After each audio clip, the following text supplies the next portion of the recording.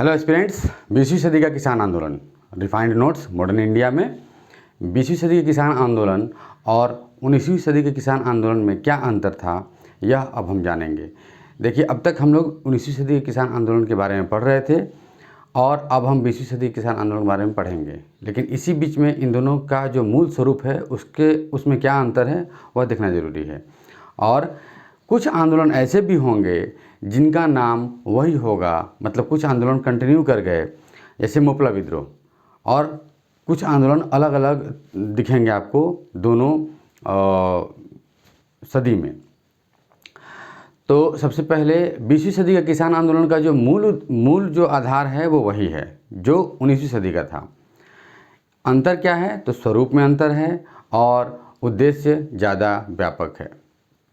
19वीं सदी का जो स्वरूप था वह था क्षेत्रीय और मसीहावादी।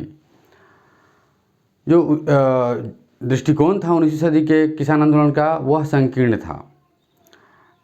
तात्कालिक जो इनका निशाना भी जो था वो तात्कालिक शोषक वर्ग थे। यही वजह है कि पबना के आंदोलन में आपको एक सेंटेंस देखने को मिलता है कि कृषकों का कहना है कि हम महारानी के रैयत हैं और उन्हीं के होकर रहना चाहेंगे।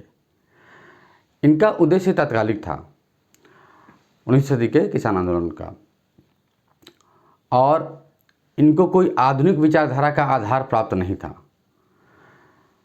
अब आ जाइए 20वीं सदी के किसान आंदोलन में, और आधुनिक विचारधारा का उनको 19वीं सदी के किसान आंदोलन का आधुनिक जो विचारधारा है वह उनके साथ जुड़ा हुआ नहीं था, इसीलिए अंग्रेज़ों को वो ज़्यादा चुनौती नहीं दे पाए। 20वीं सदी का जो किसान आंदोलन है इसमें जो उनका विचारधारा है, जो दृष्टिकोण है वह आधुनिक है, ज़्यादा स्पष्ट है। इनके साथ बुर्जुआवादी जो तत्व हैं वो भी हैं। इनके साथ राष्ट्रीय आंदोलन के नेता भी जुड़ गए हैं। 20वीं सदी के किसान आंदोलन के साथ राष्ट्रीय आंदोलन के नेता भी जुड़ गए हैं। अलग अलग किसान सभाएं गठित हो रही हैं। तो निश्चित सी बात है कि किसान नेता अब ज़्यादा बड़े पर्सनालिटी के होंगे, और वो किसान आंदोलनों में तो भाग ले ही रहे हैं, वो राष्ट्रीय आंदोलन में भी, स्वतंत्रता आंदोलन में भी भाग ले रहे हैं। मतलब कि अब आपको यह देखने को मिलेगा कि किसान आंदोलन के नेता राष्ट्रीय आंदोलन में, राष्ट्रीय आंदोलन के नेता किसान आंदोलन में। तो जब इतना बड़ा समर्थन होगा तो असर तो पड़ेगा। मैंने बताया ही कि इसका जो आधार है, जो दृष्टिकोण है वो ज़्यादा व्यापक है। तो नेचुरल सी बात है, सोच अलग है। जो 19वीं सदी में तात्कालिक जो कारण जो होते थे और उसकी वजह से वो शांत भी पड़ जाते थे। अगर तात्कालिक कुछ कारक है आपके पास विद्रोह करने का और आपको वो दे दिया जाए तो आप संतुष्ट भी हो जाएंगे। लेकिन यहाँ समग्रता थी, और इसी समग्रता की वजह से इस आंदोलन में ज़्यादा इफेक्ट था, ज़्यादा इसका स्वरूप व्यापक था, उद्देश्य व्यापक था।